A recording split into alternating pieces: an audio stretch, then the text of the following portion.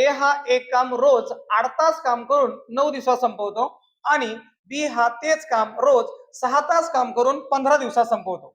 ए व बी मिळून रोज 5 तास काम करतात तर तर ते काम ते किती दिवसामध्ये संपवतील? प्रश्न पहा मुलांना कसा वेगळा आहे. मुलांना तो काय करतोय, रोज 8 तास काम करतोय ए आणि 9 दिवसात काम संपवतोय.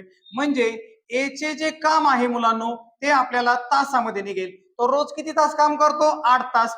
असं किती दिवस काम करतोय मुलांनो? 9 दिवस. 8 गुणिले 9 म्हणजे 8 9 72. म्हणजे याचा अर्थ तो काय करतो? 72 तासामध्ये काम संपवतो. त्यानंतर मुलांनो आता बी चं काम काढूया आपण.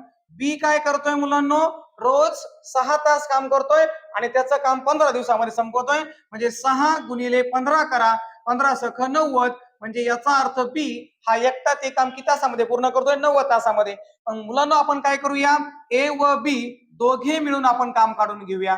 दोघे मिळून किती तासामध्ये काम करतात?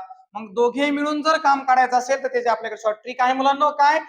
पहिल्याचा तास गुणिले दुसऱ्याचे तास आणि भागिले त्या दोघांची मुलांनो काय करायची? बेरीज करायची आहे. मग पहा, 2ला 2 आणि 7 नोके झाले मुलांनो 16. बेरीज किती झालेली? 162 झालेली आहे. तर मग काय करायचं मुलांनो, आता इथं आपण भाग देऊन घेऊया. कुणाच्या पाड्यामध्ये पहा मग 6 आणि 1 7 आणि 2 9 म्हणजे 9च्या पाड्यात आहे. 9 1 9, 16 तो 9 गेले मुलांनो 7. तर त्या ठिकाणी 2 उरले म्हणजे 72. 9 8 झाले मुलांनो 72.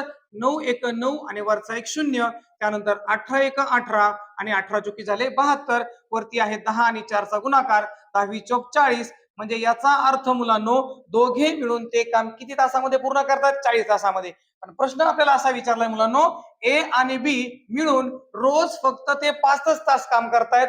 ते पूर्ण काम दोघे मिळून 40 तासात करतायत. तर ते काम किती दिवसात संपेल मुलांनो? तर लागणारे दिवस बरोबर एकूण तास आहे त्यांचे 40, त्याला भागिले ते रोज फक्त 5 तास काम करतात, त्याला 5 ने भागा.